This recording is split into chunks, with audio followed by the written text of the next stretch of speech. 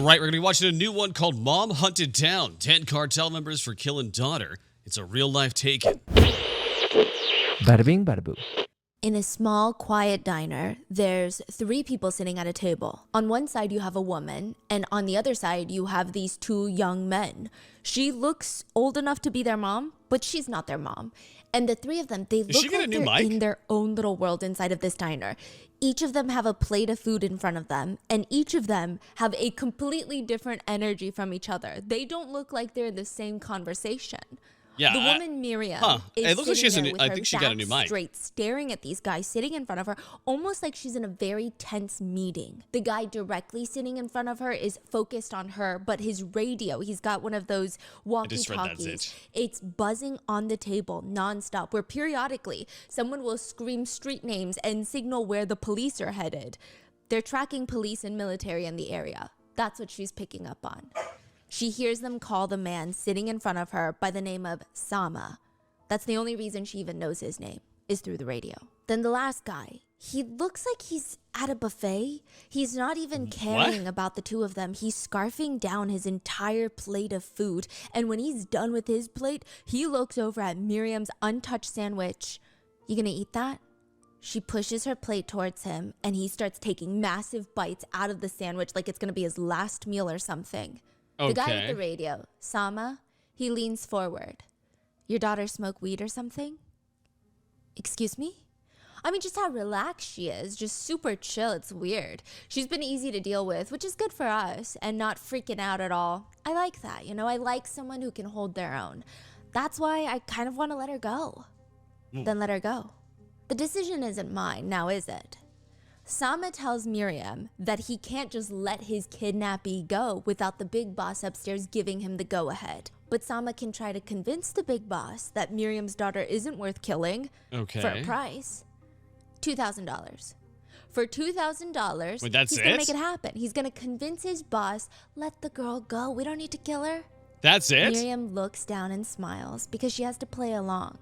But she knows her daughter Karen has been kidnapped by one of the most dangerous cartels in all of Mexico. Nobody gets taken by that cartel and gets out alive. Deep, deep down in her heart, Miriam knows the guys sitting in front of her, the cartel members, they killed her daughter. Oh, and deep, deep down in her heart, she knows that she will not stop until she takes every single one of them down for what they did. She is going to take out the cartel for taking down her daughter. This is the story of how a middle-aged mom becomes the most feared woman by one of the most dangerous cartels in all of Mexico. God. Some actually liken this case as the real-life Taken movie. This is the case of Miriam and Karen Rodriguez.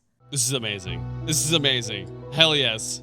Grab your grab your popcorn.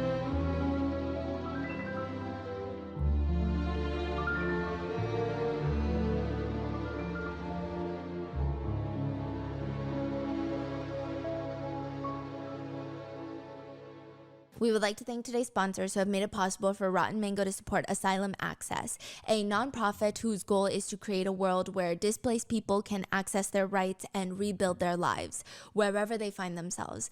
They have been fighting for refugee rights in Mexico for years and are currently the largest refugee legal aid NGO in the country.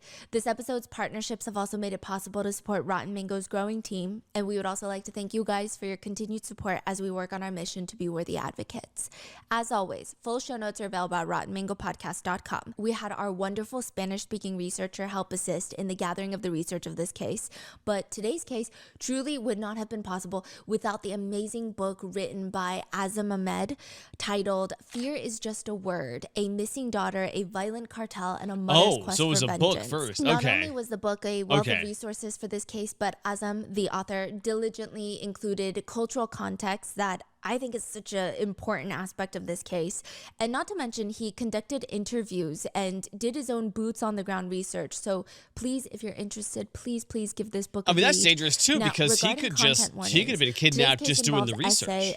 trafficking, as well as strong themes of physical violence. And last but not least, the most crucial disclaimer: there is no other population more affected by the cartels than Mexican civilians. They suffer the consequences and they remain completely innocent.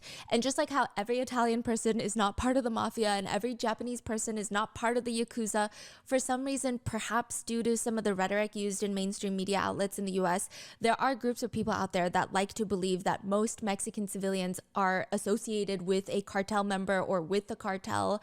And I mean, that's because people are dumb. I hope comments. Yeah, that's because people are dumb. Oh, see? Mochi agrees. That's because most people are really, really dumb. Yeah, you can't fix that. Finds you soon. The existence of the cartels in Mexico is not a valid reason, nor any reason at all, to generalize and demonize Mexican people, immigrants, or Mexican Americans. This is also not meant to deter anyone from visiting or vacationing in the beautiful country. We recently went to Mexico. Okay, it wasn't recent, maybe like a year ago. It feels so recent. It's beautiful. And in fact, of course, we encourage everyone to do their own research before traveling anywhere. But tourism can be a positive way to support the economy and support local employment. I also want to acknowledge that the existence of the cartels is due in part due to American consumerism. In other words, Americans buy. Crime syndicates need customers, and Americans are the biggest customers of cartels. Oh, yeah, they are. So with that being said, let's get started. The United States describes Zeta as the most violent, most depraved, most feared crime cartel group in all of Mexico. They don't just execute. I'm not sure if it was here, but I know that, like, there were times when farmers would make groups to defend themselves, effectively becoming their own cartels, and then they end up just being as bad as the cartels. They torture. Their signature for the Zetas is leaving severed heads on stakes and dissolving bodies in acid. They call it cooking. They always say, do you want to go cook tonight? It means they want to go dissolve people in acid. They will find a busy bridge and hang their competitors on the bridge one by one. You'll see a row of 10 bodies, bloodied, just evidence of torture and a painful death, and then hung up like, quote, Christmas lights to send a message. The Zetas, they like their kitchen. Okay, so by sanitation standards, it's probably wouldn't even pass a health inspection. It's their sacred kitchen, though. That's what they call them.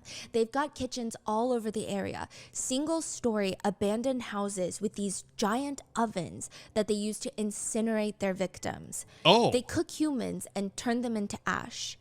Outside these kitchens, you will find mounds of gray dirt, human ashes mixed in with fragments of human bones, teeth, and nails. And the Zetas are known for being absolutely brutal. That is what they do. They post videos of their executions on the internet. But the Zeta cartel wasn't even a cartel when they got started. They were actually known as hired guns. So the Gulf Cartel was one of Mexico's oldest and most powerful criminal syndicates. At their height, they were earning billions of dollars annually every single year, primarily from the trafficking of cocaine into the United States. The more precise estimates are closer to $20 billion a year in annual revenue. This is a different one, you said? This is the Gulf Cartel. The Zetas were actually part of the Gulf Cartel. So they were like, I assume that they were like the bodyguards or like hired help that was just extra on top of it. And then they realized they could also make money. You know who else makes around that much money in revenue in a single calendar year? In 2023, Nvidia made close to $27 billion in a single year. I mean, they're obviously killing it this year, but still, you're talking about one of the largest tech companies in the world right now. That's their last year annual revenue. And the Gulf Cartel was allegedly bringing in $20 billion a year at one point. Now, to be fair, I don't think it was all going to the Gulf Cartel. They were strong partners with the Cali Cartel from Colombia. But even then, billions of dollars a year, that is a billion targets on their back. That is why the Gulf Cartel creates the Zetas. The Zetas were trained by the United States. Not like, oh yeah, we modeled our unit after the US military, but they were physically trained by the United States military. To be fair, Chad, I don't think you'll realize that, like, we have trained some of the worst armed groups ever just because we didn't like the other side. So we trained the side that's like the lesser of evils. And then we realized, oh, this is pretty fucked. 15, 20 years later. The U.S. did not wake up one morning and decide, let's go train the cartel members to militarize their violence. That sounds splendid. They didn't do that. The original group that forms the Zetas were originally members of the Mexican Army's elite squad called Air Mobile Special Forces Group. The U.S. and Mexico made this deal where around 400 special forces from the Mexican Army would go train in the U.S., mainly learning how to use heavy weaponry, machine guns, automatic weapons, as well as learning strategy. They would specifically be trained in urban warfare tactics like close quarters combat, building clearing techniques, extensive training in rifle and pistol marksmanship. So that's messed up. Oh, God. So we pretty much took, quote unquote, an elite force from Mexico, trained them in our in our military understanding, and then sent them back. And then they realized they could probably make more money being on the other side than hunting anyone down. Training using various explosive devices as well as sniper training, how to use assault weapons with precision. That's what they're being trained in. Their whole point of their training, ironically, was counter narcotics operations. Yep.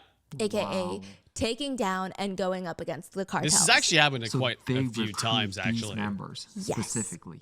Yes. Side note, military forces from around the world train at Fort Bragg in North Carolina, so it's not like the most mind-blowing concept that Mexico would send their agents to train there.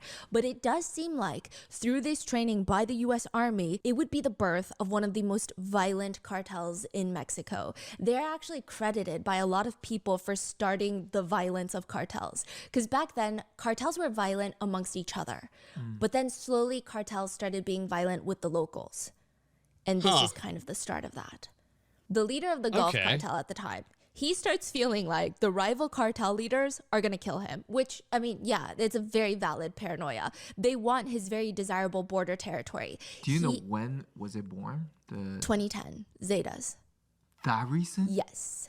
So the Gulf Cartel, they control the northeastern border that is bordering the United States. So this is very valuable territory. This is like prime for smuggling. So all the other cartels, they want to take the Gulf territory.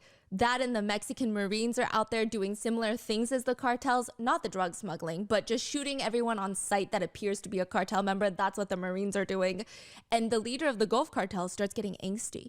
He recruits 30 of the Special Forces agents to be his personal bodyguards, 30 of them. He says, leave the Mexican Army, bring your U.S. training and come work for me. I will pay you more than the government can even imagine. You don't understand. I feel like that's like the hard part, right? Like when money talks, and it really does. And I feel like those people, maybe not in the beginning knew what they were signing up for, but yeah, they were like, well, I could have a better life for my family, and then no one will mess with me, and yada, yada, yada. And then it just kind of spirals out of control. And how deep the pockets run in the cartels. This sounds a bit more commonplace now, but it was not at the time. This would be the first cartel to really incorporate a paramilitary group into their ranks. The Zetas originally came in a group of 30 former U.S.-based trained Special Forces agents. They started recruiting more of their former friends and colleagues, and they create this highly trained, highly specialized they have so much money for the Gulf Cartel. They were called the enforcement arm. They protect the Gulf Cartel's leaders. They carry out violent operations and assassinations. They secure the cartel's territory and interest and go kill all the enemies that need to be handled. They were highly effective. So prior to this, the Gulf Cartel, they would just train random kids off the street to learn how to point and shoot a gun to protect the cartel's interest. But no one can go up against specialized training by the U.S. Army along with the military-style discipline. I mean, this is crazy. The Zeta wing is just straight up lethal. There really is no better way to describe them.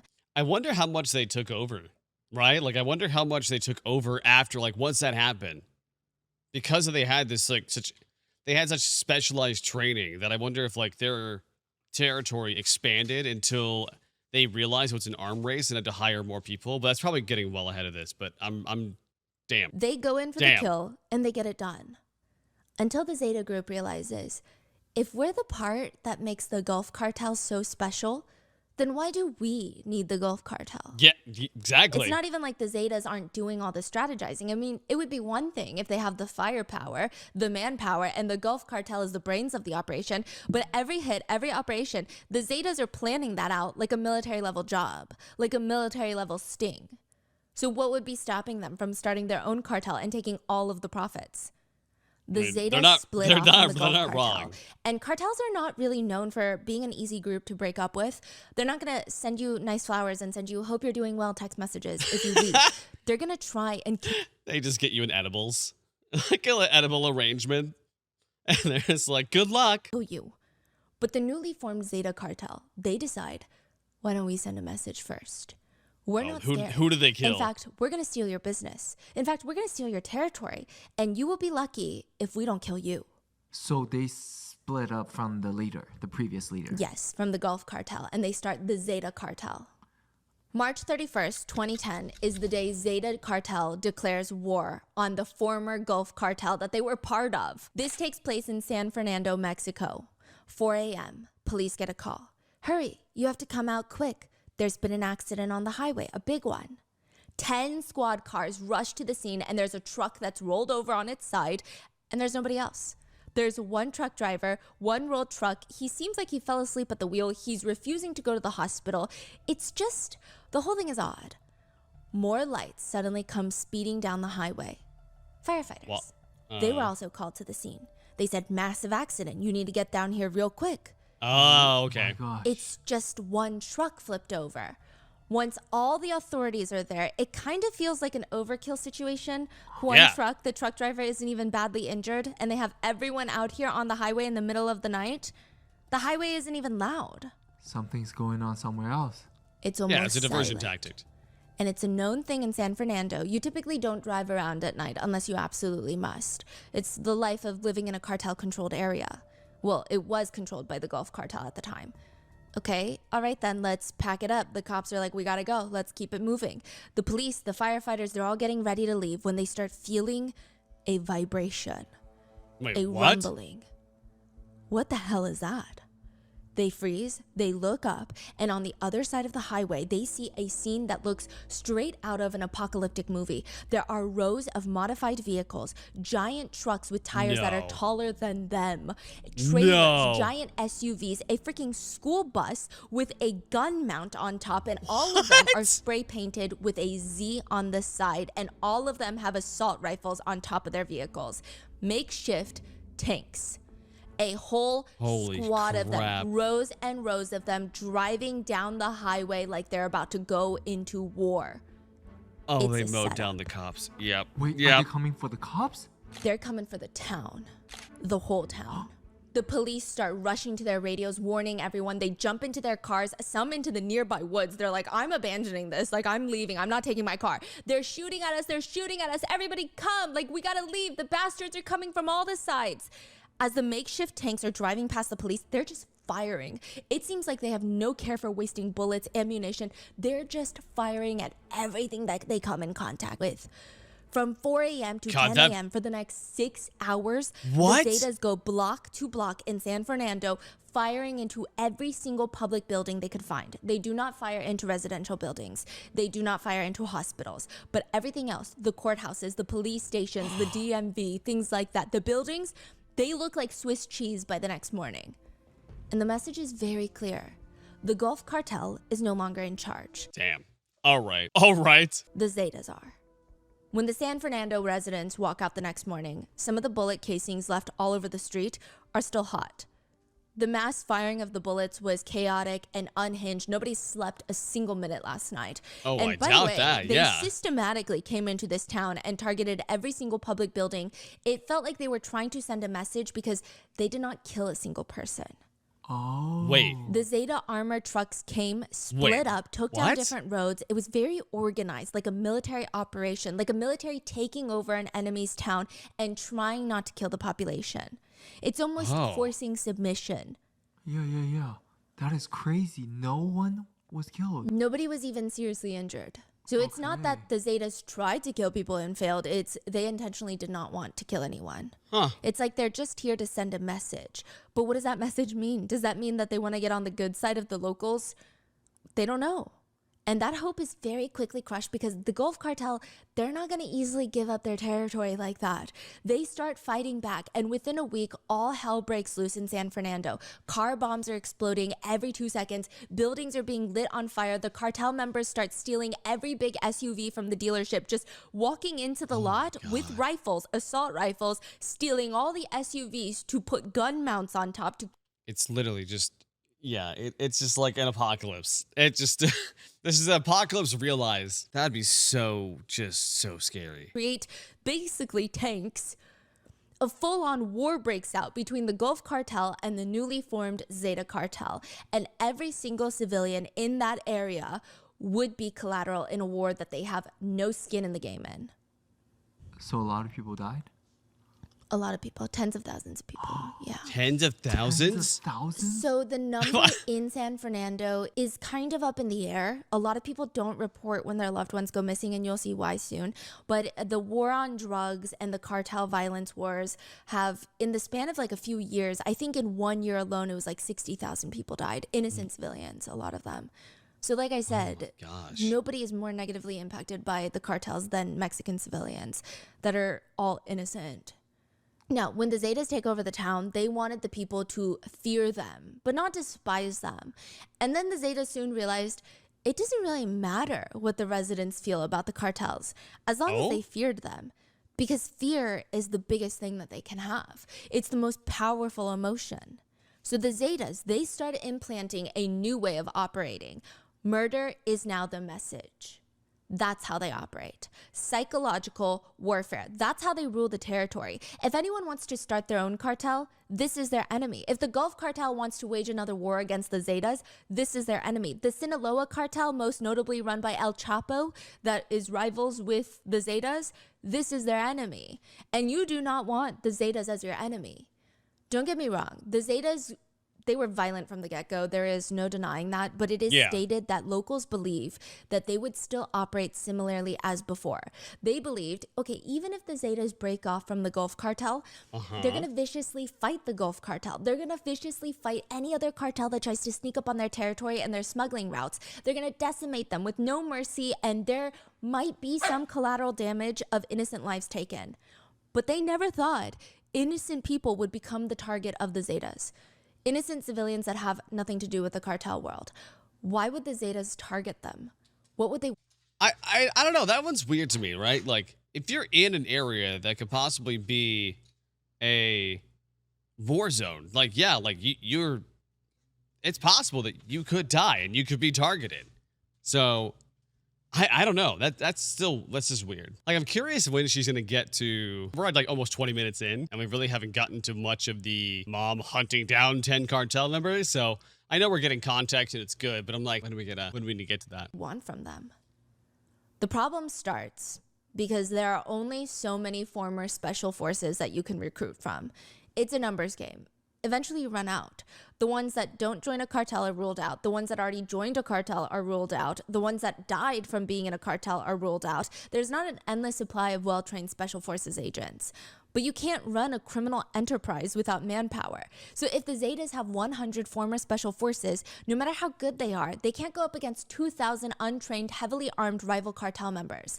The Zetas have no... Do they start training people? Do they start making their own training? I mean, that's kind of the logical next step, right? No choice but to start recruiting inexperienced guys off the street. Their recruits keep getting younger and deadlier. There was one time the Mexican army went and wiped out a whole Zeta training camp. They have training camps. And the authorities started getting concerned because they went in afterwards to see the damage. They found this little girl, maybe 13, laying amongst the dead, and they thought, we messed up. We killed someone that's not part of the cartel. Which, side note, the army's method of just wiping out any cartel member is already quite controversial, but they went in and thought, oh. Is it? Like, is it really? I mean, at a certain point, there's a breaking point of just like, hey, you know what? No, we need to get rid of anyone associated with this, because if not, our whole society does not function properly. I don't know. I mean, they're probably, the way they approach it is probably pretty bad, but from a high level, that concept is not terrible to be like, you know what? We're just going to get rid of the cartel. and anyone associated with that. No, we killed a girl that's not part of the cartel. She was. The little 13-year-old girl was a female assassin that had What? been working for the Zetas for more than a year. Ever since the rival cartel, the Gulf Cartel, had killed her dad, the Zetas had recruited her. Sometimes the Zetas would recruit people that they would just give them no choice but to join the Zetas. They would recruit young people and they would practically force them.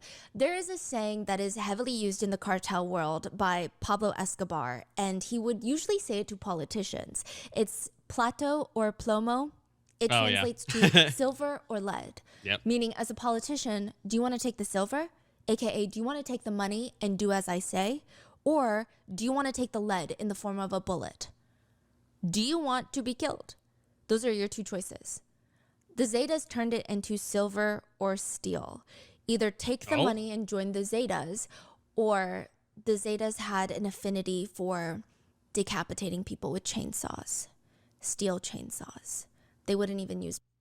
Oh, that is not what I was expecting. Holy crap. Bullets.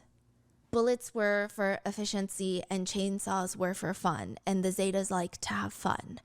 These are the new recruits in Zeta, and to keep them happy, the Zeta leaders told the new cells or the arms or divisions of their cartel that they can do whatever the hell they want as long as you don't touch oil and drug smuggling. Everything else, human trafficking, go at it. Earn your money that way so the leadership doesn't have to spend so much on overhead funding the employees. They're given a free-for-all. Now, depending on the leadership of cartels, it is theorized by people who study cartels that the tighter the leadership is at the top, the slightly less violent the cartel is to civilians. I mean, obviously, depending on the cartel and the leader, but typically if the leadership has a tight rein on the members, then it's much harder for people to step out of line. And usually the leaders, if they have a tight rein, they tend to be a little smarter, and I'm not saying smarter equates to anything. They're all morally corrupt, but they tend to not want to get on the locals' bad side for no reason. Right. So they get very upset with their members if they mess with the locals for no reason. Now, Yeah, like the Yakuza. this was a free-for-all for these heavily armed, money-hungry, violent, sadistic new members of the Zetas. Yeah, that sounds They start going into dangerous. town, My forcing God. business owners to pay them money for protection, essentially racketeering. They blatantly steal from businesses, car dealerships, even from small mom-and-pop businesses. Whatever they want, they get it. In the beginning, if someone said no, they were brutally killed on sight. And very quickly, civilians knew that saying no is not an option here. Even looking at Zetas wrong on the street was a death wish. You're signing your death certificate. A U.S. judge stated about a Zeta high-ranking hitman that was later tried in the U.S. They said about the culture of the Zetas.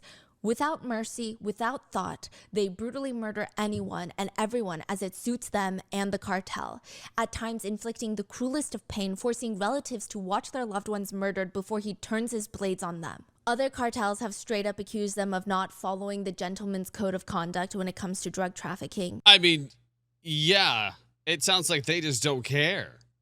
They've just been given carte blanche to do, honestly, whatever they want. I don't know. Like, yeah, they're gonna come with the most depraved, unhinged, horrible shit possible when leadership's just like, hey, you know what? Make your money so we don't have to pay you overhead. That, like, damn. But yeah, there is usually a code of conduct, but even when it comes to criminals, because usually they even have their own lines they won't cross, right? There's still a code of conduct when it comes to, like, hey, you know what? Maybe not go after the grandmas, you know? Maybe not do X, Y, and Z because that's pretty fucked up. And, yeah. I don't know. I mean, even in war, there's a code of conduct. Some don't follow it, but in everything there's a code of conduct. And at one time, it was considered bad form for the cartel members to kill pregnant women, but not anymore after the Zetas. Oh. In one incident, a hitman for the Zetas dismembered a young girl with an axe while she was alive and lit her body on fire in front of her parents. What the fuck? It said that he did this while laughing and shrugged at the parents and said, "So this is you'll remember me." So this is you will remember me? Meaning, don't forget me, because now you'll remember me because I dismembered your daughter in front of you. Then he dragged the mom up to kill her the exact same way while forcing the dad to watch. I'm assuming the dad was the target. This is what the Zetas are doing. Wow. Miriam, a regular civilian in San Fernando, a middle-aged mom, is looking for the florist. It's not exactly how she imagined her early morning to be going. She's still in her pajamas. She's got a trench coat thrown on top, a baseball cap. She just looks like she rolled out of bed and was summoned by somebody to run this errand. She never even liked flowers to begin with. They remind her of funerals and death, and now she's weaving through the streets trying to go through the vendors that are trying to sell you water and snacks to look for the freaking florist. Most people in town don't even know the florist's real name. They just call him the florist because ever since he was a kid, he would just sell flowers on the street. He'd be standing on the corner, holding a few stems of flowers, looking very hungry. If it was a marketing tactic, it was definitely working. Anytime Miriam would make a big dinner, she was known for this, she would call all the kids in the area that looked like they could use a warm meal, and she would call them over, and the florist was usually on that guest list. It's clear that nobody was taking care of him. That is Miriam's very first and most consistent memory of the florist. But it's interesting because he was just always in Miriam's life. Not really ever in her life, but just a side character that never fully went away. He was just always kind of there. Even later, when Miriam's youngest daughter, Karen, starts getting older, the florist would chase her down and try to give her flowers for free. And side note, they're around the same age, so it's not like this middle-aged florist man chasing down a 17-year-old. Karen has this very bright, light-colored blonde hair, and she has a, quote, rosy complexion. And so a lot of people said it made her stand out in the area, and a lot of guys were interested in her. And I guess... I mean, yeah, for Hispanic. Yeah. Yeah, definitely. Including the florist. But Karen would nicely reject the florist, offer him $1 or $2, knowing that he wasn't doing well, and then walk back to school. Karen was always very sweet with the florist. That's what Miriam is thinking about when she sees him down the walkway. There he is, the florist. She starts running up to him and then tackles him on the ground. She pulls out a loaded pistol from her trench coat jacket, jams it into his back, and whispers into the florist's ear. What? If you move, I will fucking shoot you. What? She also knew the florist was now part of the Zeta Cartel. He was part of the cell that kidnapped and killed her daughter, Karen. She jams the gun deeper into the skin of his back, but she doesn't need to. He knows she will shoot if he moves, because this is not Miriam's first cartel takedown. The florist is her 11th target. Before him, there were 10. 4 are now in prison, and 6 are now dead. The florist is about to be dead too. What? If he doesn't do as Miriam says. But Miriam took care of him, right? Took care of him, he's arrested. No, I'm saying like Miriam was like giving him food. Yes, like, when he was younger. January 24th, 2014, a couple wake up in their home in Texas. It's very quiet, perhaps a little too quiet. They make their way downstairs, and on the kitchen table is a note. Whoever wrote it, they didn't take the time to make it neat or even to explain what the note is about. It just reads along the lines of, "Sorry, I'm never coming back. Something awful has happened." The couple glance at each other and they run to their son's room. They slam open their door and their 10-year-old son is laying in bed, sleeping peacefully. What? Why would their nanny just leave? I mean, they had gotten along so well with her. She was slowly becoming part of the family, and their son absolutely adored her. They thought that she was enjoying the position, too. She never complained about her job, so why would she just up and leave? Miriam did not have time to explain. She didn't have time to sit there and tell the couple that she worked for that at 4 a.m. she got a call from her eldest daughter, Azalea. Miriam shoots up in bed. "What's wrong? What happened?" "Mom, something awful happened." "With your husband, Ernesto?" No. Azalea starts sobbing. "Just tell me." Something awful happened to Karen. Miriam was already packing her bags by this point. She scribbles down a note, tosses it on the counter, starts running out the door. She jumps onto a bus from Texas heading into San Fernando. It's going to take at least 2 hours. That's on top of the time that she already had to wait for the bus. And Miriam is overwhelmed with anxiety right now. So what is she supposed to do for the next 2 hours on this bus? She sits on the very back row and starts silently sobbing. A few people on the bus, they try to comfort her. One of the older men hands her his handkerchief. "Are you all right, ma'am?" "My daughter has been kidnapped by the Zeta Cartel." The man just nods. because by now, most of the locals know the Zeta cartels have been kidnapping innocent people. He looks down and... Wait, oh, so are they kidnapping them because they want money? It seems like they don't want money. So why? I mean, I guess they're kidnapping them to put them into work, right? Because like I don't know, like that's my only like thought that they would do that for. Like I don't understand like what else they would capture them for other than like either organs or for, you know, work.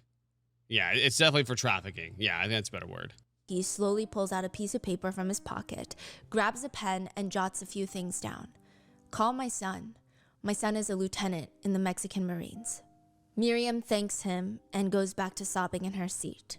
She got the call from Azalea about Karen being kidnapped at 4 a.m. By 8 a.m., she's back in San Fernando. Fill me in. Tell me everything that's happened.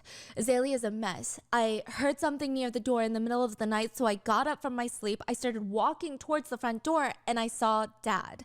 This isn't the most alarming thing until you realize that Azalea and her dad are somewhat estranged. They haven't spoken to each other in the past 2 years, and suddenly he's at her doorstep in the middle of the night. She opens the door. He looks very disheveled. And I don't know if it's sister intuition or what, but Azalea just blurts out, "Karen?" Her dad is stepping into the house when his phone starts ringing. They rush inside, close the door, pick up the phone, and put it on speaker. It's a man's voice. Okay. "Luis, by now you know we have your daughter. I've discussed it with the group, and after much consideration, we've decided the ransom to get your daughter Karen back is going to be $77,000. USD? USD. God. Whoa. Before they can respond, they hear Karen's voice. "Dad, please, they just want the money. It's not about anything else. If you pay, they'll let me go. If not, I guess this is goodbye." Azalea would later say it felt like something in her sister's voice sounded very unsure, like she wasn't positive that her dad was willing to pay the money to save her. And before they can even respond to that, the caller hangs up. $77,000. I wouldn't. You wouldn't even know what to do. I feel like you would actually just be kind of just like dumbfounded at that point. Like I just feel of rage and just dumbfounded by that. I don't know. Oh, that would be just that is actually the worst nightmare. The average salary in Mexico in a year is around $12,000 to $15,000. They're asking for $77,000 by 3 p.m. the next day. In the next 12 hours, they have to come up with $77,000. Okay, let's. I mean, from a market perspective, like why? I mean, this is sound horrible, but why would they ask for so much? When they know that these families can't afford it, are they just hoping that they can't afford it to then traffic these people? Is that their end goal? You know, or are they just want to kill and they're just seeing if they can get some money before they kill? I don't know. Nobody slept all night. When 8 a.m. rolls around, Luis, their father, is getting ready. He puts on his best clothes. He showers, shaves, slicks back his hair. He needs to look as good as possible for this. He starts practicing in his head what he's going to say when he walks into the bank. "Hi, I would like to get a loan for my business." By 10 a.m., the family have combined all of their funds, their entire life savings, the loan from the bank that they just got, any other valuable goods they could sell for cash, all of it amounted to less than $10,000. Oh my God. A seventh of what they're asking for. Louise was to drop off the money at a local health center, and Miriam parked so that she could see the handoff, but the cartel couldn't see her. She waits. They wait for 2 hours, and this man, honestly, boy, walks up. He looks like a teenager. He's young. He's skinny. He grabs the bag of cash, but Louise doesn't let go. "My daughter, meet her at the cemetery in 20 minutes. And with that, the boy runs off with the bag of cash. He jumps into this cherry red Ford Explorer, and they speed off. Okay, that's okay. They're going to be reunited with Karen. Money is just money. They're going to have Karen, and everything's going to be okay. And they drive over to the cemetery, and they just wait and wait and wait and nothing. The next morning, they get a call. The kidnappers, the cartel. They assure the family, everything's fine. We just didn't want to go out in the rain yesterday. Which is technically true. The minute that they got to the cemetery, there was a storm. Some streets in San Fernando were even briefly flooding. So yeah, I mean, it all tracks. But the whole next Okay. day, the family are sitting there anxiously waiting for another drop-off location, but it never comes. Do you think they're just messing with them at that point? Like, do you think that like they're just getting their jollies off on just like messing with this whole family? Because we already know they're sick fucks, you know. So I mean, I think all of them had this small fear in their minds, but everybody held on to the hope. The kidnappers just want the money. We paid the money. There's no reason for them to kill Karen. yeah, but you The paid next day, 1.7. the kidnappers break into Miriam's house where she lives with Karen. Obviously, Miriam wasn't there at the time. She was staying with Azalea, her other daughter. But the cartel break into her house, go through Karen's things, which is a good sign, right? I mean, they're grabbing clothes for her, which means she's coming back. They're just robbing her. Maybe they wanted a little more goods. But that day, after breaking into the house, they call the family back. We need more money. The family just stare at the phone. How on earth do you think we have more money? Yeah. Ransoms are very tricky. If you pay too quickly, on one hand, you do that because you want to ensure the safety of your loved one as quickly as possible. But on the other hand, if you pay money too quickly, the kidnappers might think that they lowballed you. Yeah, and you they have want way more money. more money than that. And if you can easily whip up $10,000, you can easily whip up another $10,000. But the family, they do not have more money. Miriam ends up borrowing from everybody she can think of and gives the kidnappers another $2,000. By this point, the hope is still there. They had truly given everything. The kidnappers, surely, the cartel know that they're organized crime. They know how money works. They know how much money families in Mexico have, or rather don't have in this situation. Yeah, I still don't. This should be I don't understand why they were asking that much. Like, maybe she'll get into that, but I just do not understand why they're asking that much. enough to get Karen back. Is Karen in on this? Within a I month. don't think so. With Karen still gone, that hope starts dying off. Nobody in the family really says it ever. They all still talk as if Karen's gonna walk in through the front door any second now, but nobody actually believes it anymore. Even Miriam, who was the backbone of the entire family, the one that holds faith and hope longer than anybody else, even Miriam is starting to lose hope. By the end of the month, Karen is still End of the not month? back, and Miriam is falling into a depressive state.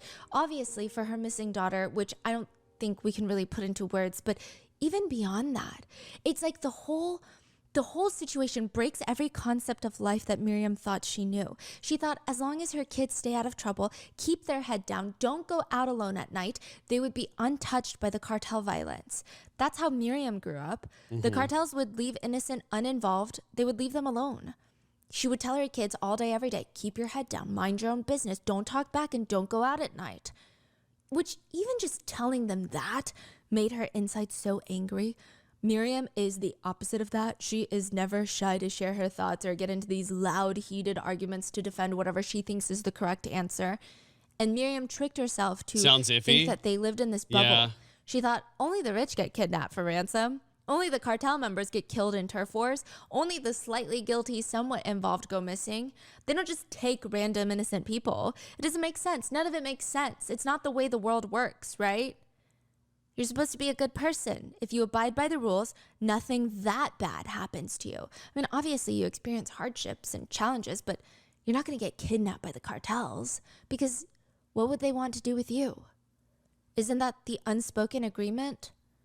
Everyone could just see Miriam's decline. But I don't know. It still seems weird. It seems iffy right now, her right? Makeup and clothing choices.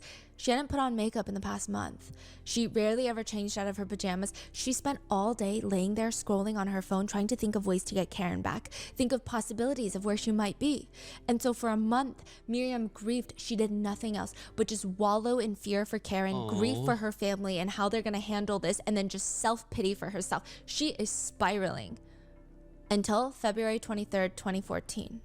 Okay. 1 month after Karen has vanished. Miriam gets up, takes a bath, sits down in front of a mirror, and brushes her hair out for the first time. She puts on a full face of makeup, walks back downstairs, almost shocking her daughter Azalea. Mom, are you going somewhere? They're not bringing Karen back to me. I know this in my heart as a mother. Karen is dead. There was no self-pity or grief in her voice, just determination. For the rest of my life, with the time that I have left, I'm going to find the people who did this to my daughter, and I'm going to make them pay. Miriam got into her truck that day, and Azalea would say her mom was never the same after that. Because Yeah, I mean, she realized and she broke in, also realized what was happening. There was no doubt anymore what was happening, right? So, I mean, you have an option. Like, you either do something, you accept it, you can move on, or you can sit there and self-pity for the rest of your life and just let the depression overtake you, right? that was the day she decided Karen is dead, and soon her killers will be dead too if Miriam had anything to do with it. Oh, But first, she needs to find out what happened to her little girl, to find out who needs to pay. But even that's going to be hard. The Zetas never have a reason for kidnapping someone. It's just what they do now. The city of That's San Fernando crazy. has a curfew. It's not just for teenagers or minors to get home by a certain time or else. It's for every single resident. Get home by 5 p.m. if you know what's good for you. If What? you have an emergency that you need to go outside after dark, really think, really weigh out the benefits. Is it worth the risk? Even trips to the hospital or pharmacy at night. Will you survive until the morning? Yeah? Then maybe you should wait until then. Because as Wow. much as the Zetas are violent, they are a deeply paranoid group, which makes sense because their come up is betraying the cartel that they used to work with and creating their own division and taking over the original territory of the original cartel. Not only are they paranoid that the original cartel, the Gulf cartel, is going to come back and take vengeance on them, they're also concerned that other cartels, the Sinaloa cartel, is going to take their territory, but they're also concerned that other factions are going to break off from the Zetas and start their own cartel. God. There's a lot of paranoia in San Fernando. So they've created a curfew. Anybody driving at night would likely be stopped by Zeta patrols with assault rifles. They act like they own the town. I mean, they do. I mean, they More do. often Yeah, than they not, do own the if you're a town. young man, they will just assume that you're part of a cartel. And if you're not someone that they're familiar with, then in their minds, you're part of the other cartels, which means you're the enemy and you need to die. Oh. If you're not a young man, they could still be thinking that you're working for the other cartels, or you could be up to no good. Maybe you're selling drugs on the side. You're not allowed to do that. This is their territory. Or maybe they just like your car. Or maybe they think that you'd be a good sex trafficking victim. Or maybe they think that they should kidnap you and ransom you. There really is no reason on why they kidnap anybody. That just Zeta sounds like just hell. has a habit of kidnapping locals and forcing their families to pay hefty ransoms to get their loved ones back. Innocent civilians that have nothing to do with the cartels. So back then, when Miriam was growing up, cartels were just cartels. They smuggle drugs, they make obscene amounts of money, they drive luxury cars, and they host these parties. I would say it's safe to say most Mexican citizens now definitely hate the cartels, but back then, even when the cartels were doing their own thing, they didn't like the cartels. But even if the police and the government can't stop them, what are the citizens going to do? They can't stop them. So they're just trying to coexist. Yeah. It seems the consensus is stay out of their way and they'll stay out of yours. That's how it used to be. Some people would even say that they actually liked cartel leaders at one point. Pablo What? Escobar was known for almost having a Robin Hood image in his particular hometown, not a lot of other towns, but he would fund housing projects and help build soccer fields, which generally Okay. earned him a bit of admiration from some of the residents. Other cartel members, not just part of Pablo Escobar's group, but other cartels would have high-ranking officials pay for the bills of every single civilian at a restaurant when they go out to eat, just so the community would like them, which made it easier to traffic drugs through their town. But it's not like that anymore. Times have Yeah. changed. It's at So it seems like now it's just pure fear. God, that's terrifying. I mean, right? But like, God, that just like imagine what that does to your mental state.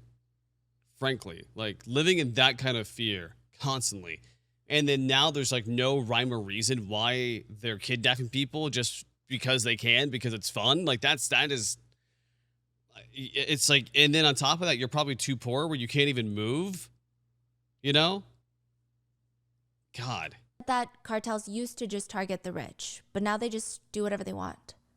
One expert about the Zetas said, the Zetas steal from everyone, not just the rich. They certainly don't give much back to the poor, except the corpses of their relatives. They're just known for being a different kind of human being. To give you an idea of what Miriam is up against. Are they even human being at that point? Are honestly? One of the most heinous crimes committed by the Zetas was actually all over international news at the time. The Zetas were monitoring a highway. They stopped 2 trucks that were trafficking migrants to the US border. There were 70 plus migrants in the trucks. The Zetas pulled them over, forced their trucks to drive to one of their kitchens or ranches in the middle of nowhere. They fed them all tacos and sodas, sat them down in a big circle and started talking. $500 a week. That's unheard of. The type of work you guys are trying to do in the US, you're not going to get paid $500 a week. If you come work for us, $500 a week. The offer is very simple. Work for us, fight the war against the Mexican army and the Gulf Cartel. The men, you guys will be trained killers, and the women will be domestic workers. What do you guys think? One by one, all of the 70 plus people said no. The Zetas smiled. Yeah, okay, no problem. Then let's get you guys going. They load everyone back onto the trucks, but instead of leading them back onto the highway, the trucks are led to another ranch. This one is even more isolated. There were about 9 Zetas tying up everybody's hands with zip ties. Some were blindfolded and forced into this tiny, abandoned, single-story house, and for the next 2 hours, almost all of them are brutally murdered. 72 were found dead. For what? It's likely that there have been more massacres like this before, but the Mexican Marines were able to find out about it before the Zetas cleaned up the bodies. It became international news, and also because a lot of the migrants were not Mexican citizens, it becomes a bit of an international diplomatic nightmare. And this was just pure proof that the... Oh, were they from like South America? They were traveling through Mexico to try to get to the US, probably? Oh, fuck. I mean... Yeah. Because if they're like trying to flee violence, they're not going to want to join more violence, right? Like that's just not. If you're trying to flee a really fucked up situation, you're not going to be like, hey, you know what? Yeah, let me just go work for this gang. Yeah. It'll be fine. It'll be fine. Violence with the cartels is getting out of hand. Even the president can't ignore it because the whole world is talking about it. These are the types of people that Miriam is going up against. But the whole world isn't talking about Karen. Unfortunately, that's not how the news cycle seems to work. 72 dead, international news. A young girl in Mexico goes missing without a trace. It's not even local news.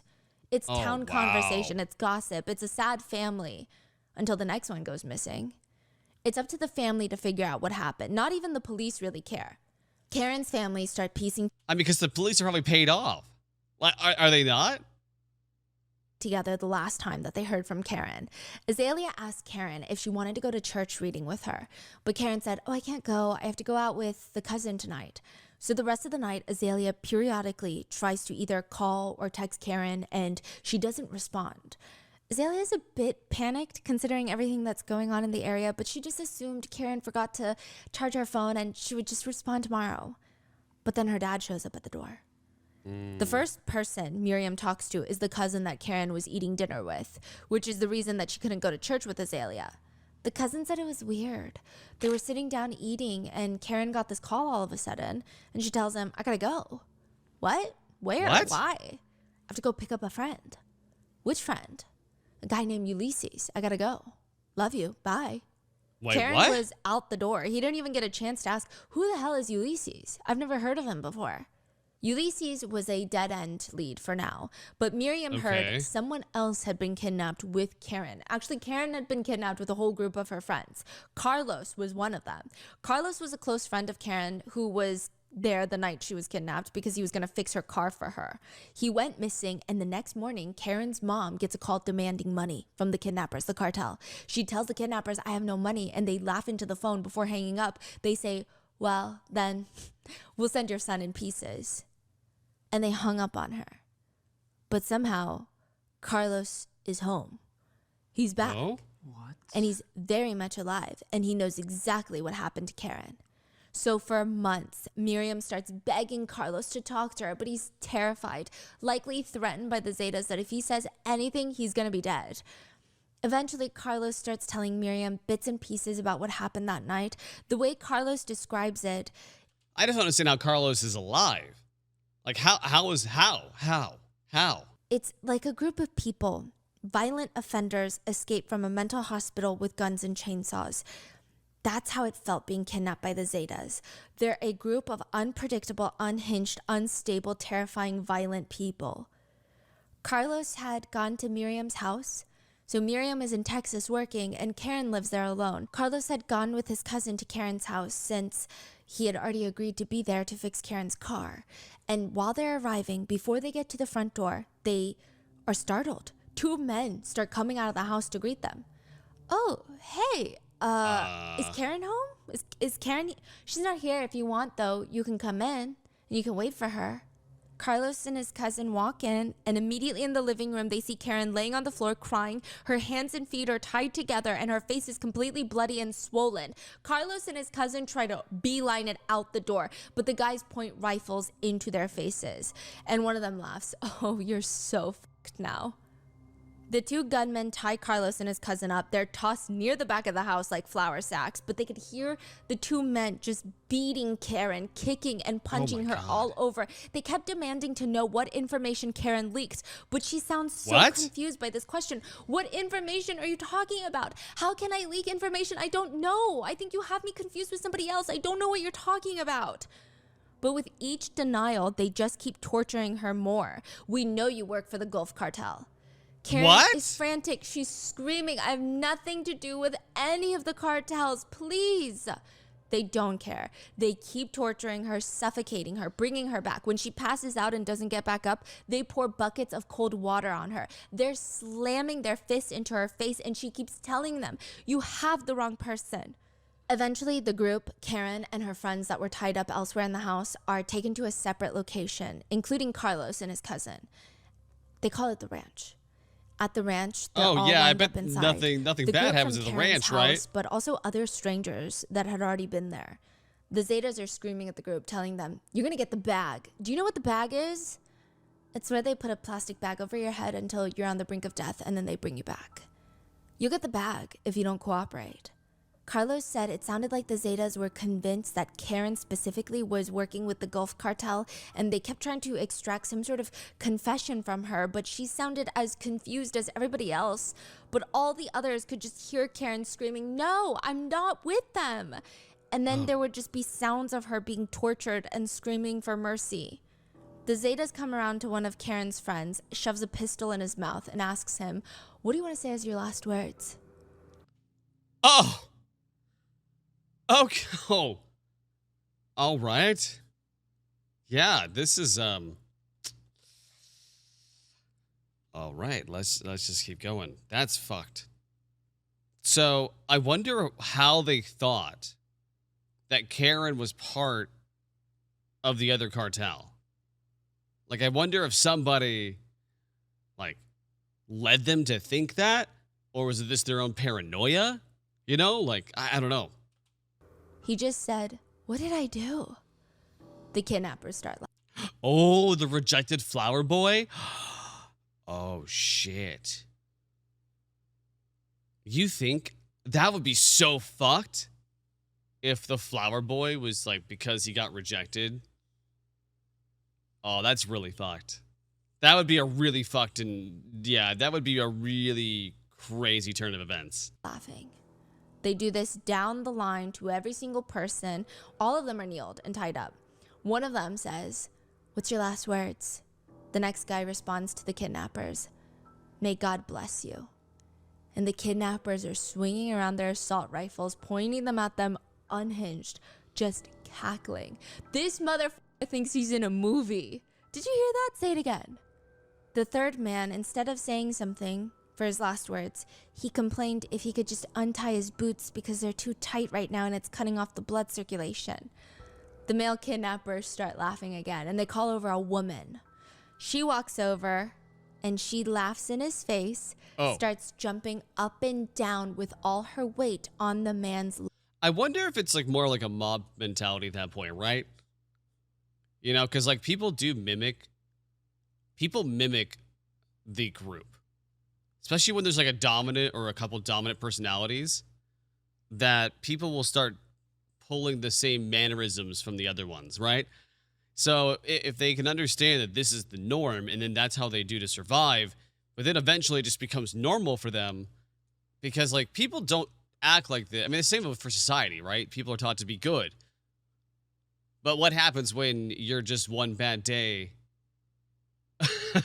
You know, it's like the one saying. It's like But what if your one bad day is just, it's already come and gone and you're just, saying, fuck it. And now they have money and power and fear and they can just throw all their inhibitions away. Like that's what it feels like right now. Legs until he's sobbing in pain. She leans Wait, what did on she the say? man's in his face, starts jumping up and down with all her weight on the man's legs. Oh. Until he's sobbing shit. in pain. She leans down in his face then. How does that feel now? Do your feet still hurt? And they start laughing.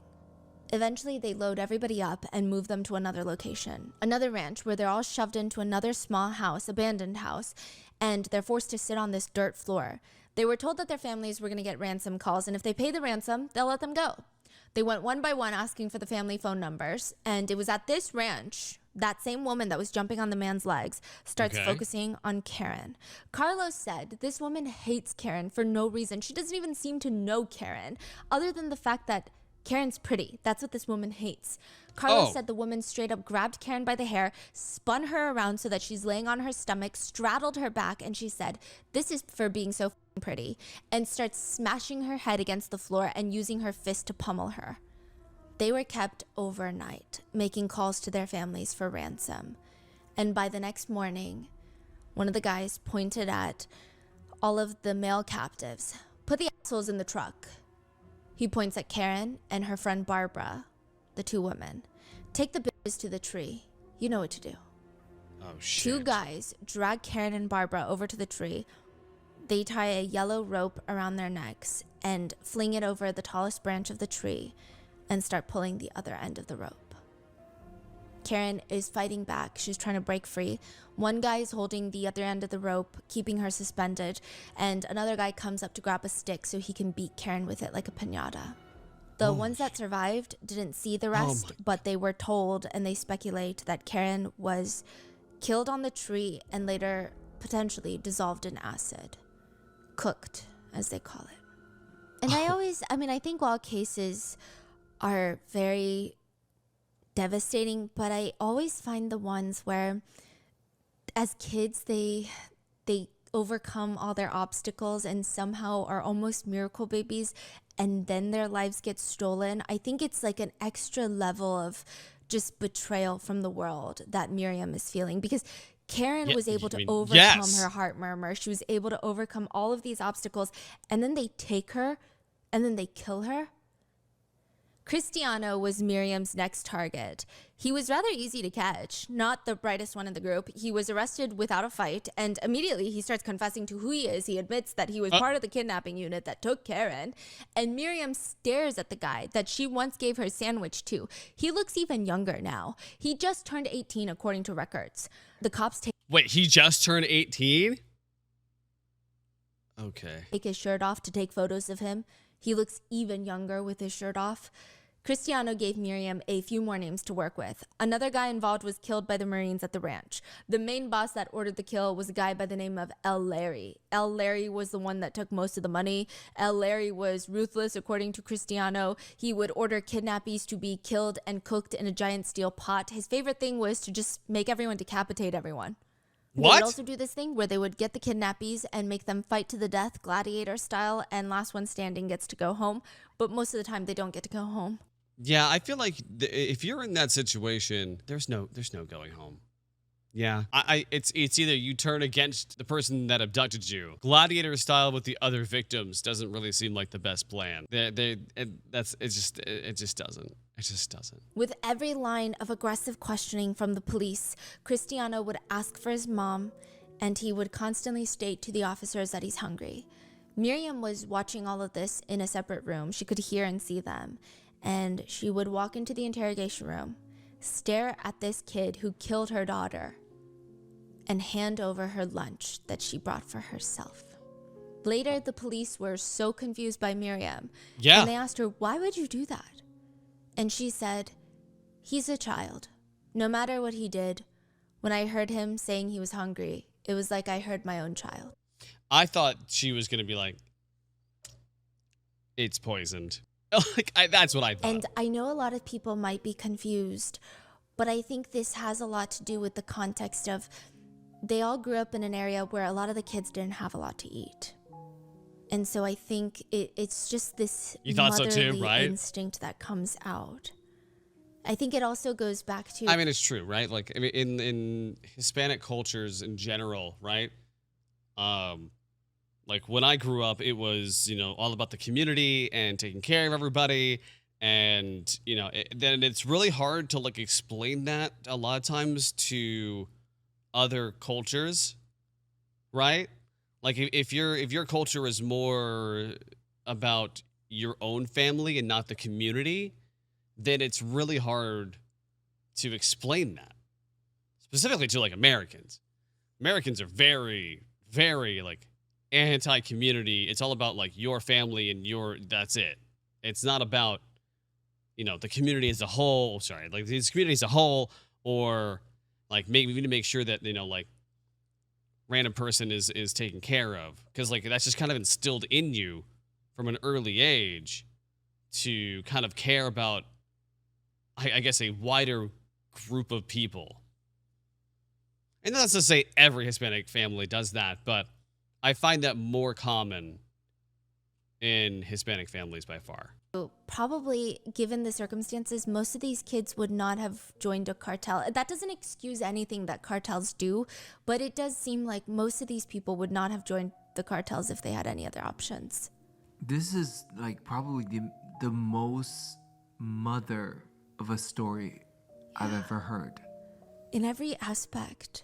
Yeah, and she is a deeply flawed character later, we'll see, but I mean, what can we say when Cristiano and the others are responsible for all the other children dying in the area? Yeah, he's a child, but so is everybody else.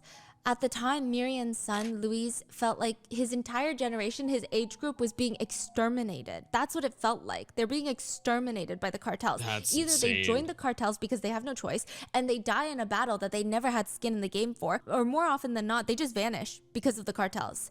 He would think of a former classmate, remember them, want to reach out to them, and realize they had gone missing. That happened way too often. Aww. But all the pieces are coming together. With Salma and Cristiano's story, as well as some of the other survivors from that night, Miriam comes out with a longer list, a hit list. El Flaco, the florist, El Mario, El Chapra, El Kike is the young man that allegedly pulled the rope that killed Karen. Soto, a former sex worker that is now dating El Kike. And a woman named La Machora, that's her nickname. Most of these are nicknames because they don't use their real names. She is the woman that beat Karen for being pretty. They're all on Miriam's list. I feel like that girl probably got the worst of it. I'm saying, like, yeah. And they're all involved in killing her daughter. And one by one, Miriam is going to take them down. Because to her, she said, fear is just another word. If there is someone you don't want chasing you, it would probably be Miriam. The running joke in their family was Miriam wanted to be a cop, but she wasn't corrupt enough for it. She didn't qualify for the job. This wasn't even the first time someone in their family was kidnapped or almost kidnapped. What? Azalea, Miriam's eldest daughter, Karen's older sister, is married to a man named Ernesto. One day the couple get home and they see this letter near their front door and they rush inside to open it up. There's no signature on the front or back, but it was, however, weighted, tied to a weight. So whoever left this for them wanted to make sure that they got it and they knew it was for them and it didn't get swept away in the wind. They open up the letter and it's like a stalker's confession, a very long list of every coming and going out of the house, what time Ernesto goes to work, what he ate at the local coffee shop, where he likes to grab lunch after work. Every little detail about his every little day was broken down and logged.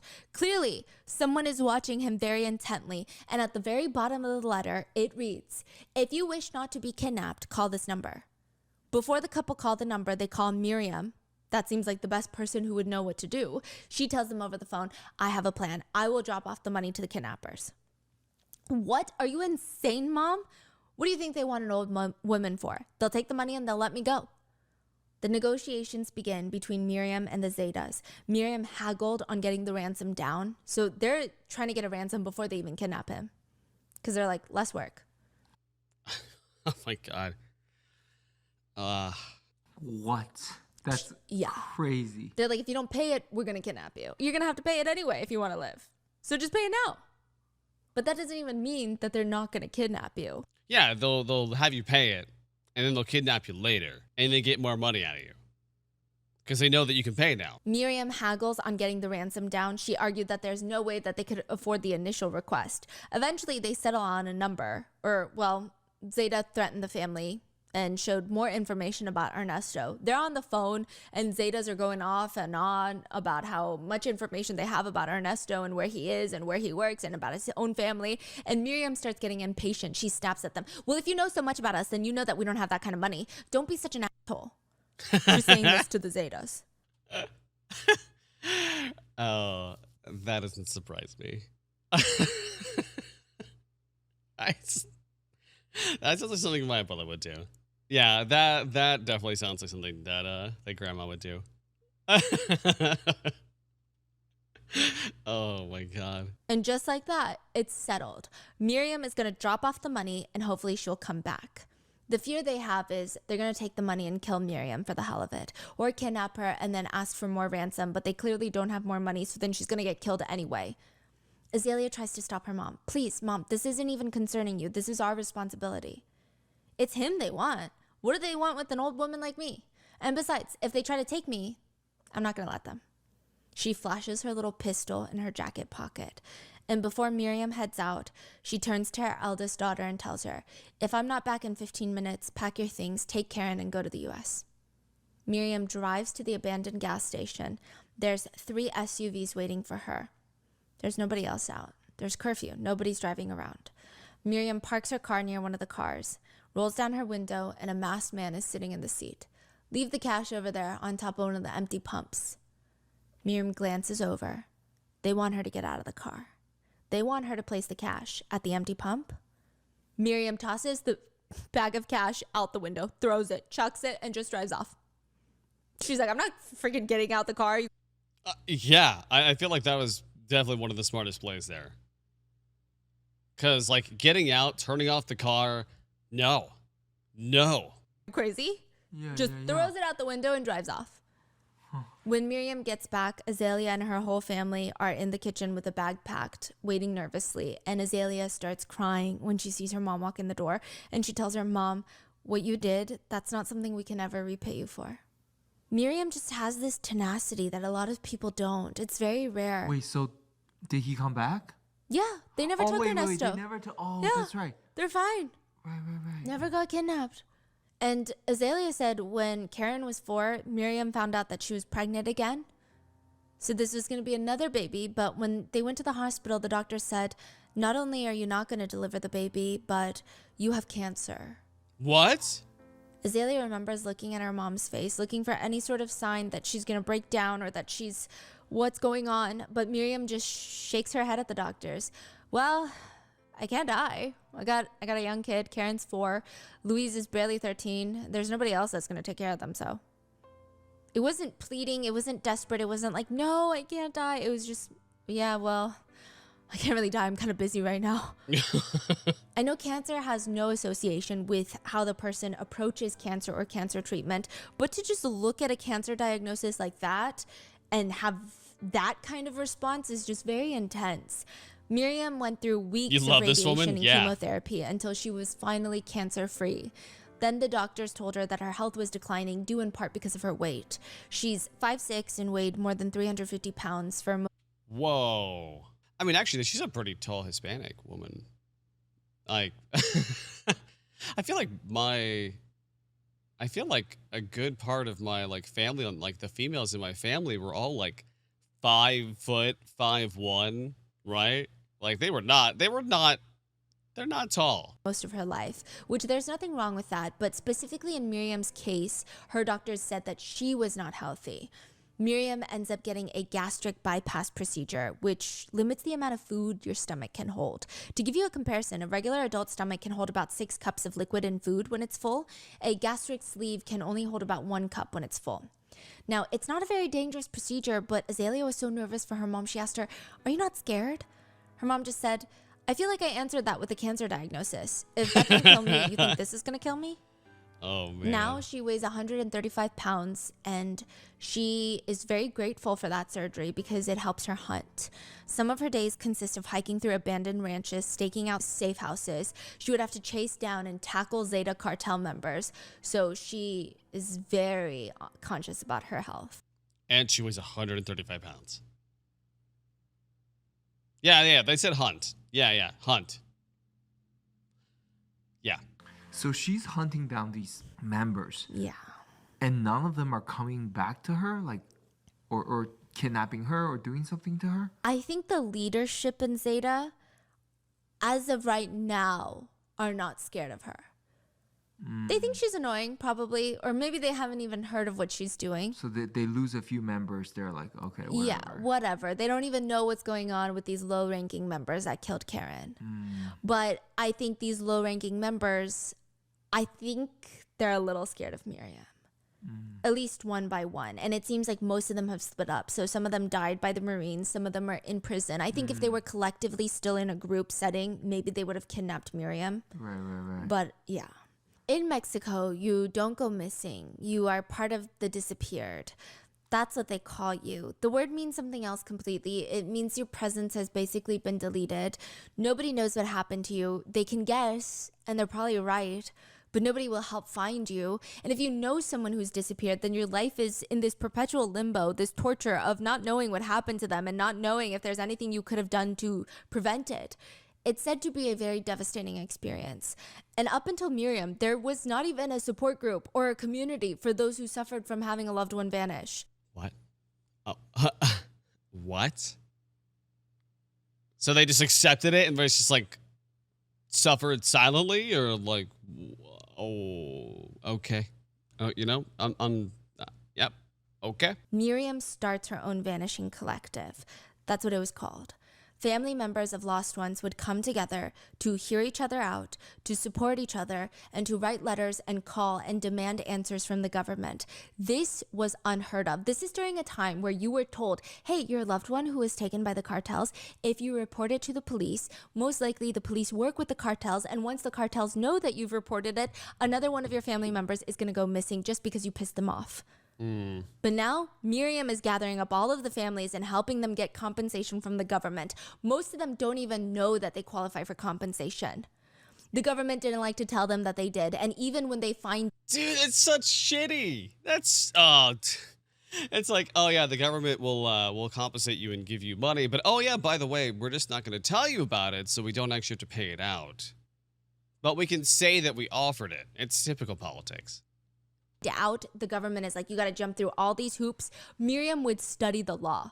Miriam was here. She spent all day making calls, pulling favors, threatening people. Miriam was a threatener. Okay, she would threaten to expose politicians, to call the Marines on the police, to call the police on the Marines. She was doing a lot. But Miriam was here, and she was going to help them and try and get answers. Just something. Miriam starts her journey as one of the better known advocates in that area. She was known for getting shit done, which means she was very aggressive. She was notorious for harassing and threatening officials. That was her thing. She told the collective. That sounds like just like a typical grandma thing, to be honest. Yeah, that just feels like a typical grandma thing. Threatening, harassing? Yes. In numbers, they have power. As a group, they have power. They can make people listen. She told them, not even the government knows how many of us are out here. But still, she's out here making a difference, right? And that's when her kids, Azalea and Luis, start asking her, isn't that enough? Most of Karen's killers are slowly coming down. She's tracked down El Flaco, who it said he skipped town, quit the criminal world, and was now working at a factory. She tracked him down, had him arrested. Then she tracked down the Forest. El Mario was taken down. The girl from the meat shop was arrested. El Kike, the one that pulled the rope, was ironically arrested at church. The minister asked Miriam whether she had mercy or not, which is a wild thing to ask. She looked the minister in the eye and said, and where was El Kike's mercy when he killed my daughter? Yeah. Miriam got El Kike's girlfriend arrested, and now the main one at large is the woman who beat Karen for pleasure. The rest have been arrested or killed by the Marines. the top guy was arrested too? L. Larry was still on the run for a little bit, yes. But she didn't have as much hatred for L. Larry for some reason. I think L. Larry wasn't the one that wanted Karen killed. He just seems to be the one that's like, okay, guys, go kidnap people. But she really hates the girl that beat Karen for no reason. Oh, yeah, she would. Because that's Yeah. so sadistic. So they're left. And Miriam could do that maybe leisurely or hand over her files to the police. That's what her kids are arguing. Have them handle it. Find closure. Miriam promised her. Yeah, but the police wouldn't do anything. Like the police, I would not trust the police to do anything. I hope Mama beats that girl. Me too. Me too. Kid, she would stop when she laid her baby to rest. Authorities had found a few of Karen's rib bones in the mass grave at the ranch. Azalea and Louise thought, this is confirmation. That's putting. She's being merciful enough by having them arrested. Yeah, she's actually being pretty merciful, to be honest. Karen to rest, or at least the parts left of Karen, right? Is it not? Miriam's friends and family thought, isn't this enough? Can't she stop now? When does revenge stop being about justice and start becoming all-consuming? When does revenge start doing more harm than good? One day, a woman walks into Miriam's store. Do you run the Vanishing Collective? Yes, I do. My sister, Margarita, the raven-haired kidnapper. Remember her? The raven-haired kidnapper that led them to the ranch that was killed by the Marines? All because of Miriam's tip? Her sister walks in. My sister was killed by the Mexican Marines, and they told me that I can't file a complaint related to her death, but I would like to, I just don't know how. Could you help? God. It made Miriam sick to think a victimizer would be next to a list of victims. But Margarita was dead, and Miriam thought maybe her family were also victims of the cartels. They did, in a sense, lose their sister to the cartels. Margarita became a mom at 16, continued to have babies with other men, and she couldn't really find footing in her life. There wasn't a lot of opportunities for her. And when she came across a member of the Zetas who was offering her money and not stability, but some financial stability, she took it. And her whole family told her, it's him or it's us, because her dad is a pastor. Margarita and her new boyfriend from the Zetas try to convince her dad, no, it's love, it's love. Look, he's even going to give you cash for a car. He throws the cash back at them and said, I don't want your blood money. Get out of here. To Margarita's dad, she was no longer his daughter. And the more time that she spent with these people, the more she was becoming like them, and the family just felt like they lost Margarita. Margarita's family eventually enrolled in the state system for victims with Miriam's help to receive compensation. Wow. At the burial for Karen's bones, the few that were found at least, Azalea asked her mom, when is this going to end? When is what going to end? This, all of this. Miriam flips open the coffin lid, pulls out a bag of bones. This is what I have left of my daughter. You think I'm going to stop now? How long was she on the hunt? 2.5 years.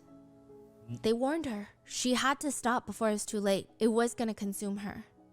Okay. March 22nd, 2017, 3 years after Karen goes missing and was killed, 29 inmates dig their way out of the prison. They dig tunnels and dig their way to freedom. 29 killers are now free, and many of them are Zetas, and many of them are the ones that Miriam had put in prison. Oh, no. Miriam is rightfully terrified. They're going to come after her. She can feel it. But for once, everybody around her is a bit more relaxed than she is. They agree safety needs to be at the highest right now, which technically the police are required to protect her in situations like this by law, according to the victim's law. Yeah, but are they? Are they? Are they really? Wait, why does she have her daughter's bones in a bag? That's considered legally as a desecration? I don't know. I have no idea. I don't know if it was like in a bag and like they put the bag in a coffin. I don't know. But of course they don't. They don't even pick up her phone calls. Honestly, everybody had the same thought process on this one. Miriam, at this point, you are way too big of an advocate. The Zetas are slowly losing their power. They're not dumb enough to go and kill Miriam.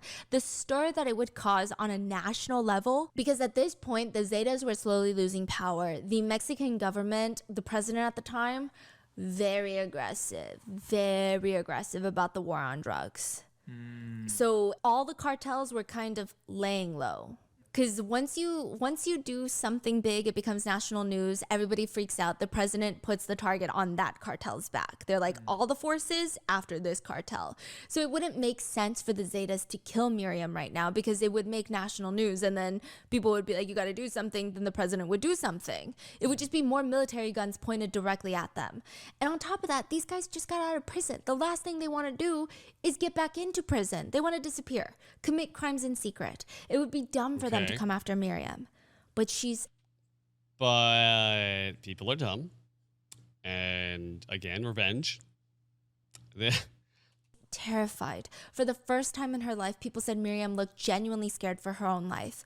Prior to this, when she was chasing everyone down, it's almost like she had this superhero effect. She did not believe that she was capable of dying. That's what it felt like. A lot of people think it's because she was getting closer to her revenge. She only had a few more people left. And I think as she was taking these people down, I think that she was getting closure slowly. I think in the beginning, she didn't have the fear of dying because she was so consumed by vengeance. Nothing mattered. But now she's almost there. She's finding closure. Like she's about to be free. The hunt adrenaline, she's about to move on. Yes. No, don't tell me. El Kike, the one that pulled the rope, was out. He dug out of the tunnel. She told her kids, I can only hope if those bastards come after me, they give me a chance to shoot back. May 10th, 2017, Azalea had plans to meet with her mom for coffee and cake later in the evening. But when she didn't show up, her dad starts calling. Azalea doesn't like it when her dad starts calling. Azalea just had this feeling in her gut. Something is very, very wrong. And she picks up the phone. Your mother has been shot. Miriam had been getting out of her car in front of her ex-husband's house. She had her back turned towards the street, walking towards his house, when a car drove by and fired multiple rounds into her body. They fired 13 rounds. Miriam was hit 8 times. Louise found her with her hand in her purse, reaching for her pistol. Louise calls the kids, and both of them make it to the hospital, but it's too late. Miriam was dead. Killed. The mother who went after the cartel, the mother who would not stop at anything for justice for her baby, was killed on Mother's Day. Oh my Louise, fucking... Miriam's son, didn't think about any sort of inheritance when his mom died. She spent every last penny she had on hunting down the cartel members who killed her baby. If there was anything to inherit, it would have been debt, but thankfully it doesn't work that way. Instead, Louise got a surprise inheritance at his mother's funeral. Louise was the son, was the one planning everything. The funeral, he was slowly, without plan, just naturally taking over his mother's collective even. It was never that he wanted to do that. Just the members started calling, asking him when the next meeting was. And knowing his mom, she would have been so angry at him if she found out that he canceled it and let the collective fall apart. It was almost pushed onto him. Right? He inherited it by default. But at the funeral, he inherits something a little bit more. Something strange happens. Louise is grieving when this old childhood friend of his comes up to him and motions for him to come outside. Okay, clearly this could be a setup. He could walk out of the house and be shot too, but for some reason he really trusts this childhood friend. He walks out and there's this car parked on the side of the road. A criminal, not a good person. He knows him for committing crimes. I don't think he's cartel, but criminal. He rolls down the window. Do you know a guy named El Luce? I've heard of him. When you start looking into what happened to your mom, you look into El Luce. Then the truck drives off. Nothing else was said. Oh, wow. A vague tip. Who's El Luce? Exactly. A vague tip that's going to keep Louise up all night if he doesn't look into it.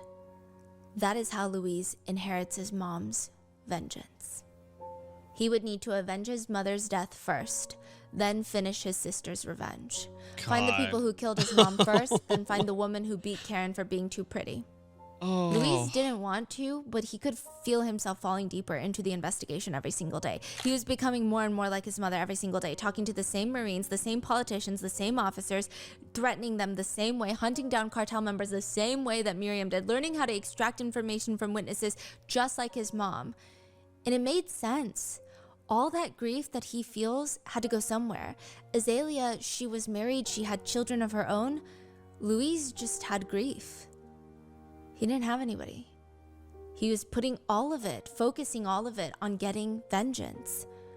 So with Louise's help mainly, just like Miriam, the authorities were able to get El Luce, the man who was hired by the Zetas to kill Miriam. So at this point, when the Zetas, they break out of prison, the higher ups of the Zetas are pissed at Miriam. They think that she's causing too much trouble, even with the collective. It's preventing them from getting ransom when they kidnap people. Every kidnapping is becoming a thing now, and they don't like it.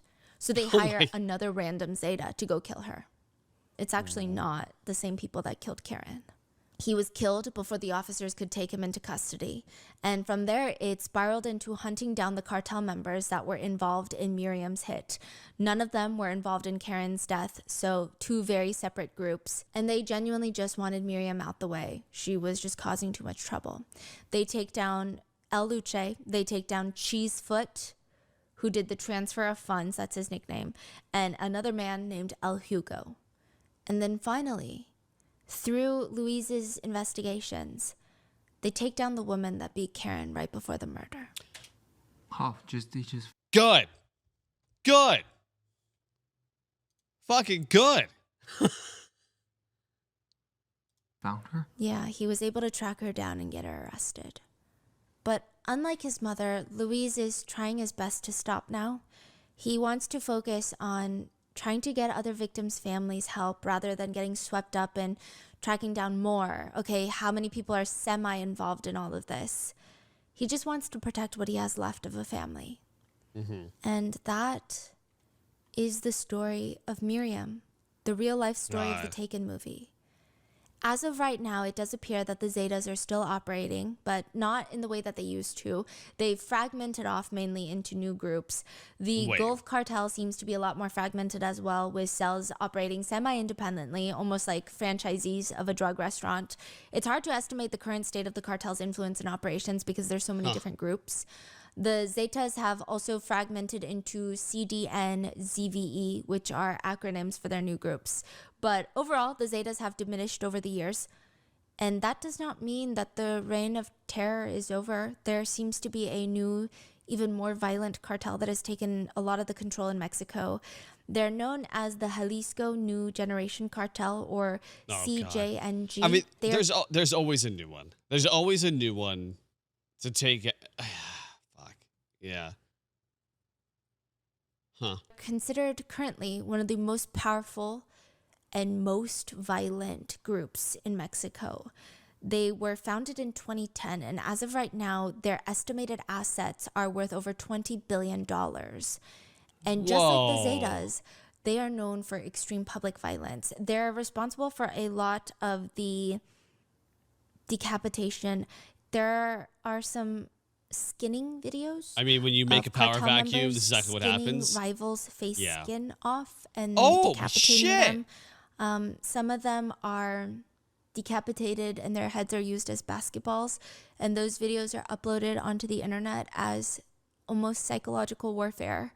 Yeah. There have been rumors that some of the cartel members will participate in acts of cannibalism. Again, not because I think that they're cannibals, I don't think, but more so, again, for psychological warfare as a fear tactic. They're also very paramilitary vibes. They use drones strapped with grenades to attack people, and they're just wreaking havoc. So that is where we are with today's case. God. What are your thoughts on this? I don't think I've ever covered a case where a mom went after her daughter's killers with so much...